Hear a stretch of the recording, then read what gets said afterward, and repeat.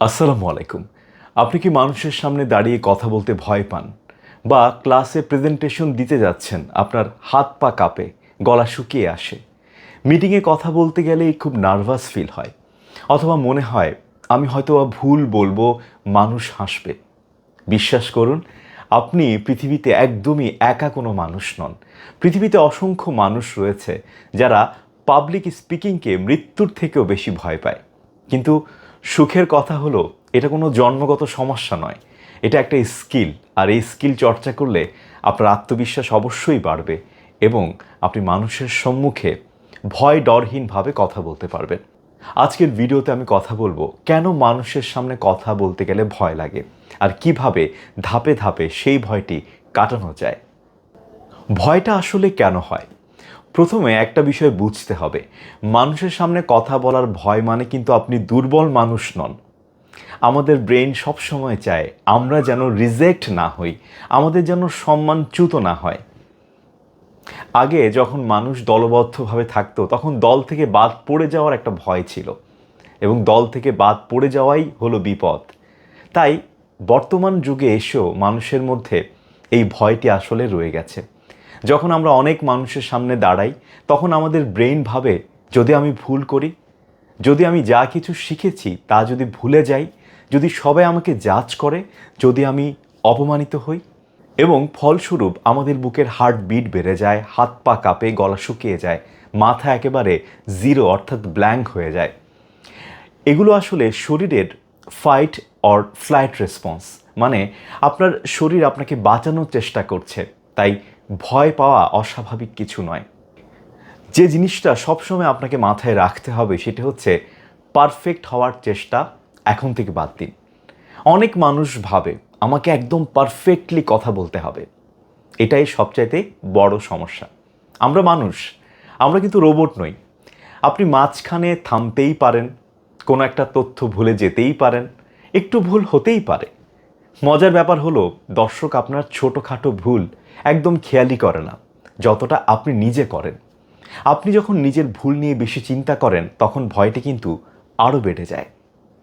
আর আমার ব্যক্তিগতভাবে মনে হয় যে একটু ভুল যদি হয়ে যায়, আপনি যদি বললেন এখন এই মুহূর্তে আমার কাছে মনে পড়ছে না, হুট করে যদি মনে পড়ে আবার নিশ্চয়ই আপনাদের সঙ্গে শেয়ার করব। এই ভুল হয়ে যাওয়াটাও কিন্তু একটা সুন্দর বিষয়। তার মানে যিনি পাবলিক স্পিকার রয়েছেন, যিনি বক্তা রয়েছেন, তার ভুল হতেই পারে এবং এটা খুব স্বাভাবিকভাবেই তিনি ম্যানেজ করতেই পারেন। কিন্তু যারা নতুন পাবলিক স্পিকার হতে যাচ্ছে তাদের মধ্যে ছোটোখাটো বিষয় নিয়েও কিন্তু অনেক বেশি দুশ্চিন্তা কাজ করে। এ কারণে ভুল আরও বেশি হয়। আজ থেকে তাই একটা জিনিস মনে রাখবেন, পারফেক্ট স্পিকার হওয়ার দরকার নেই। আপনি হবেন রিয়েল স্পিকার, যার ছোটোখাটো ভুল হতেই পারে, যার কোনো তথ্য কথা বলতে গেলে মাঝখানে ভুল হয়ে যেতেই পারে। সবসময় একটা বিষয় মনে রাখবেন, যে কোনো কাজ আসলে খুব ছোট থেকে শুরু করতে হয়। ছোট ছোট কাজ, ছোট ছোট চর্চা একটা সময় মানুষকে একটা বৃহৎ পরিসরে নিয়ে যায়। তাই ভয় কাটানোর সবচেয়ে কার্যকর উপায় হলো ছোট ছোট পদক্ষেপ বা স্টেপ নেওয়া। একদিনে আপনি হাজার মানুষের সামনে কথা বলতে পারবেন না বা কথা বলতেও যাবেন না, খুব স্বাভাবিকভাবেই। প্রথমে তাই আয়নার সামনে কথা বলার চর্চা করুন, তারপর মোবাইলের ভিডিও রেকর্ড করুন, তারপর 2-3 জন বন্ধুর সম্মুখে কথা বলুন। এভাবে ধীরে ধীরে আপনার ব্রেন বুঝতে শুরু করবে, আরে এটা তো বিপজ্জনক কিছু নয়। একটা উদাহরণ দিই, যদি কেউ পানিকে ভয় পায় তাকে কি সরাসরি সমুদ্রে ফেলে দেওয়া হয়? একদমই নয়। তাকে একটা ছোট পুলে বা ছোট একটা জায়গা যেখানে খুব অল্প পানি ধরে সেখানে তাকে ফেলে দেওয়া হয়।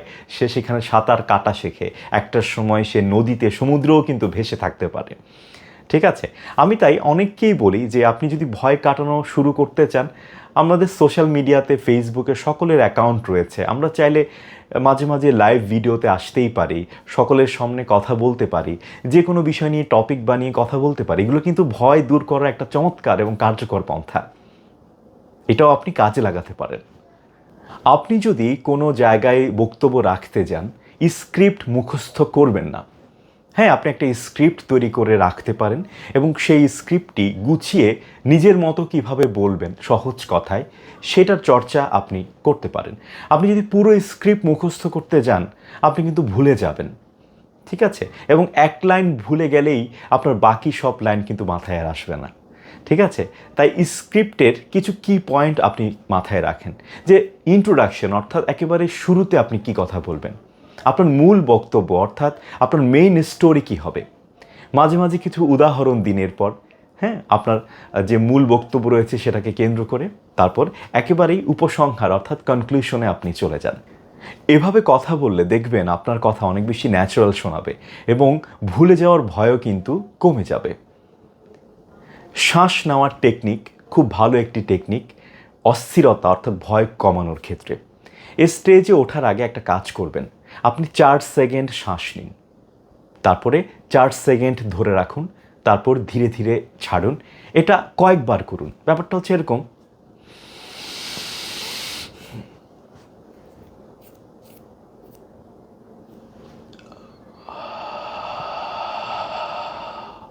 অর্থাৎ 4 সেকেন্ড শ্বাস নিলাম, 4 সেকেন্ড আমি দম বন্ধ করে দম ধরে রাখলাম, এরপর ধীরে ধীরে আমি ছাড়লাম। এটা কয়েকবার করবেন, কারণ ভয় লাগলে আমাদের শ্বাস কিন্তু ছোট হয়ে যায়। আর কন্ট্রোলড ব্রেদিং ব্রেনকে সিগন্যাল দেয় যে সব ঠিকঠাক রয়েছে, এতে শরীর অনেকটা শান্ত হয়ে যায়। অর্থাৎ এই শ্বাস প্রশ্বাসের চর্চা কিন্তু আপনার শরীরটাকে শান্ত করার চেষ্টা করবে, যেটা আপনাকে সুন্দরভাবে নিজেকে উপস্থাপন করতে কাজে লাগবে। একটা জিনিস মনে রাখবেন, মানুষ আপনাকে জাজ করতে আসেনি। আমরা যখন স্টেজে দাঁড়াই, কিছু বলতে যাই, তখন আমাদের কাছে মনে হয় প্রত্যেকটা দর্শক যেন বিচারক, যেন তারা আমাদেরকে বিচার করতে নেমেছে। এটা কিন্তু আসলে ভুল কথা, ঠিক আছে?